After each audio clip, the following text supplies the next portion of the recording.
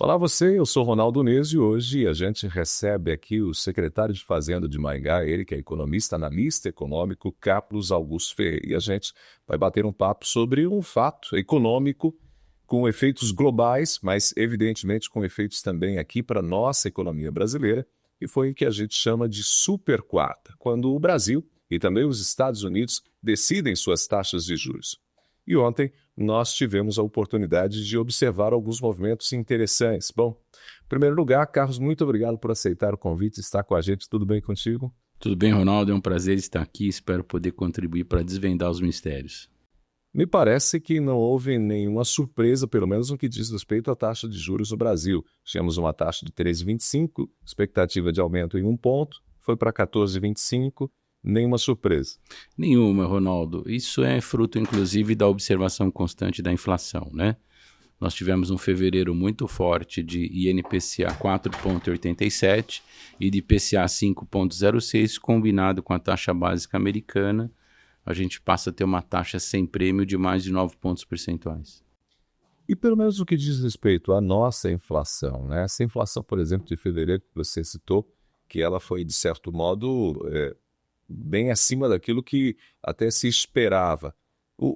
Qual a combinação de fatores que motivou uma inflação tão significativa no mês de fevereiro? Uma soma de dois grandes fenômenos. Um, serviços, nós estamos falando de energia. Um verão forte consome um volume muito grande de energia e, naturalmente, isso acaba subindo o valor dos preços na ponta, né, no consumidor final, e alimentos que nós estamos experimentando há um bom tempo aí, uma dificuldade grande também atribuída a diversos fatores, né? E quando a gente fala de alimentos, a gente fala de efeitos na produção, a exportação com dólar bastante alto, tudo isso acaba contribuindo, né? Tudo contribui, logística, dificuldade de insumos que são dolarizados, enfim, a soma desses fenômenos levam a um custo mais elevado, e foi um custo muito elevado. Fevereiro foi um mês muito forte, e o próprio IPCA de março, intermediário, que é o 15, também está apontando para uma inflação forte. E aí a taxa de juros é o mecanismo que o Brasil tem utilizado para tentar conter a inflação. A política monetária tem sido o freio do consumo para trazer um equilíbrio maior entre oferta e demanda e, portanto, diminuir a inflação. Reduz o consumo, chance da inflação também ser contida. Esse é o desejo e é o que, vamos dizer assim, a boa cartilha determina.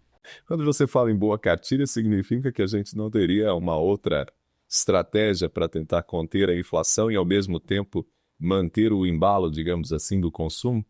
Então, Ronaldo, a gente tem o guidance, que é o Banco Central, quase que a Bíblia do Banco Central, segue de política econômica, que é disciplina fiscal, inflação baixa, consumo adequado, distribuição de renda.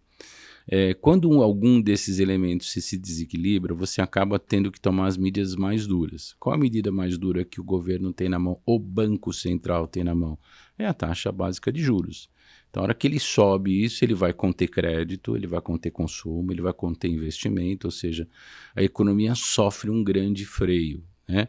Ela não para de imediato porque é como um ônibus em movimento. Você freia, a inércia vai levar. Então, março nós vamos sentir ainda uma inflação alta, abril deve desacelerar, tanto que o guidance aponta para mais um ajustezinho em maio. Então, esse esforço inercial leva para um ajuste final lá para maio. Na minha opinião, eu acho que deve ser um ajuste final em maio. E aí, provavelmente, segundo semestre, a gente deve ter, tanto do ponto de vista de inflação e até o consumo também um pouco mais contidos. Sem dúvida, nós vamos passar as datas mais interessantes agora, como Páscoa, vamos caminhando para o Dia das Mães, desaceleração do calor, né, do verão forte, queda do uso de energia. Então, eu acho que a somatória desses elementos também vão contribuir junto com o freio monetário. Bom, nós tivemos este aumento para 14,25 no Brasil e me parece que a avaliação, inclusive, do mercado é que, então, essa foi uma medida sensata, esperada e sensata. Sim, tanto que nós tivemos dólar para baixo, bolsa para cima, né? Então, demonstrando que o humor do investidor é positivo para, inclusive, renda variável, né? É muito curioso quando você sinaliza um aumento em taxa básica de juros, o investidor indo para a renda variável. Naturalmente, o prêmio maior está na renda fixa, que é comprar títulos da dívida pública, mas ele passa a ter uma maior aposta, ou seja, as empresas vão ter que se reestruturar e a forma mais barata de uma empresa se financiar é a bolsa, não tem outra. E nos Estados Unidos? Então, nós acompanhamos o Powell ontem, eu tomei o cuidado de assistir diferentes canais e interpretações para que não haja nenhum tipo de tendência. O Powell está aguardando quais são os efeitos das tarifas. Teoricamente, as tarifas devem gerar uma inflação nos Estados Unidos, porque você não tem uma simetria perfeita naquilo que os Estados Unidos tarifa e no qual ele é tarifado fora, para que você tenha um efeito positivo ou negativo dando zero. É muito simples, um produto que custava $1 e os Estados Unidos tarifa em 25%, ele custa 1,25. O americano não tem esse hábito de ter uma subida de preço, se contém consumo e aumenta a inflação. Então, a expectativa do Fed é entender quais são os efeitos econômicos no consumo que as tarifas trarão. Imediatamente para o consumidor americano, essas tarifas, embora a gente esteja a uma certa distância para poder fazer uma análise com precisão, mas a gente aposta que esse consumidor ele vai sentir o impacto dessas tarifas e não é tão positivo assim essa política de aumento de tarifas, não? Como os Estados Unidos ele importa aquilo que é muito do consumo da base, tanto que as coisas são bastante baratas nos Estados Unidos, que você não tem imposto e uma série de coisas, principalmente em alimentos, potencialmente o americano médio vai sentir isso. E ele é muito alavancado. Então, se você tem um aumento de inflação e sobe a taxa de juros, o efeito sobre o cidadão americano é catastrófico, porque você amassa a capacidade que ele tem de consumir, inclusive de girar as suas despesas. O americano tem uma casa, que é uma hipoteca, um carro, que é um leasing, escola, cartão que ele gira. Então, eles têm o hábito de trabalhar com alto e superfinanciamento. Se você tem inflação subindo e, ao mesmo tempo, juros subindo, você pode ter um problema catastrófico na base da pirâmide dos americanos. Os americanos eles têm sido, digamos, os grandes consumidores do mundo, né? Com essas mudanças, principalmente na política econômica, com aumento de tarifas e aí redução de consumo por parte da população americana. Será que a gente pode ter um rearranjo global, inclusive? É muito complexo porque a redução do consumo ela é de curto prazo e a reestruturação de produção é de médio e longo. Então você não consegue trazer remédios adequados, né? Como a gente escuta em algumas retóricas, que vão, vamos dizer assim, negativar qualquer efeito que venha a sobrevir sobre o cidadão americano. Eu acho que é muito mais um jogo de negociação, né? Isso aí é uma opinião não política, mas pessoal, de trazer o pessoal para a mesa e aí rediscutir um pouco como que é o comércio global. E ele está mudando, né? É claro que no dia seguinte não dá para a gente pegar o aço brasileiro que é beneficiado para atender ao mercado americano e colocar em qualquer outro mercado. Não é tão simples assim, né? Então tem uns solavancos econômicos em todos os parceiros. É importante sentar, negociar, discutir. A hora é da diplomacia, não é de mostrar quem é mais ou menos isso ou aquilo. É sentar e negociar, é importante isso. Em que medida essa brincadeira toda beneficia a China? Então, a China é o grande mercantilista do mundo. A China não tem interesse em guerra, não tem interesse em problemas políticos com ninguém. Ela produz intensamente, ela consome matéria-prima e vende para o mundo inteiro. A China, ela vai ter uma perda? Não creio, porque eles têm o controle da moeda na mão. Se alguma coisa sobe 25% dos Estados Unidos, ele vai lá e desvaloriza a moeda, não acontece nada. O Estado tem uma mão muito pesada e consegue gerenciar isso de uma forma que nós poderíamos, por exemplo, não teríamos, onde nós temos fundamentos econômicos muito sólidos, onde os Estados Unidos não faria, que imprime dinheiro.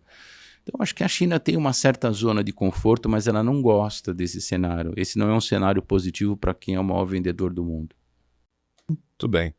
E aí, pensando para finalizar aqui, voltando para o nosso cenário, nossas expectativas diante de todo esse movimento, porque existe sim uma certa tensão e parece que o aumento dos negócios na Bolsa de Valores e até mesmo a redução do dólar apontam que o mercado começa a assimilar tudo que está acontecendo e acreditar que a gente consegue sobreviver bem diante desse cenário.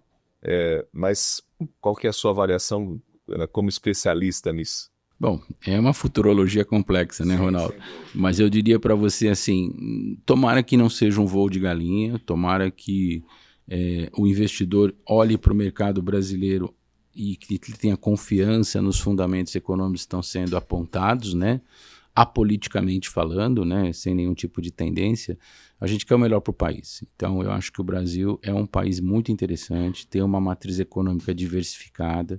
Você olha para a Argentina está vivendo um potencial colapso social. Então, é o país mais interessante ainda, junto com o Chile, aqui na América Latina, para se investir e para se colher frutos de médio e longo prazo, até porque tem excelentes taxas de retorno e o investidor leva isso em consideração.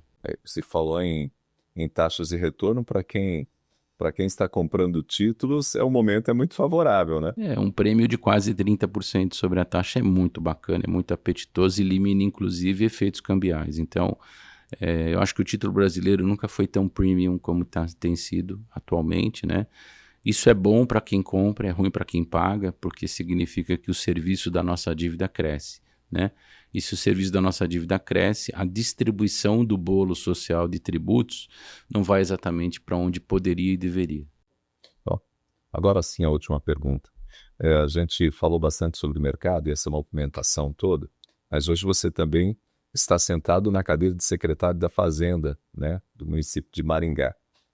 Os efeitos dessa política atual, dessa taxa de juros para as prefeituras, para os municípios, a gente consegue sinalizar alguma coisa nesse sentido? Sim, porque à medida em que você pode ter uma contração econômica, a incidência do tributo é sobre o consumo ou sobre a produção. Se você não tem consumo, não tem produção, você não tem arrecadação. Então, diretamente ligado, quando você tem uma economia não em expansão, você tem uma retração da arrecadação e, portanto, da devolução dos benefícios sociais que a gente está aqui para devolver para a população. Então, não é bom para ninguém. Isso e sim a gente sente na arrecadação. Tudo bem. Mais uma vez, obrigado, Carlos. Sempre um prazer, sempre à disposição.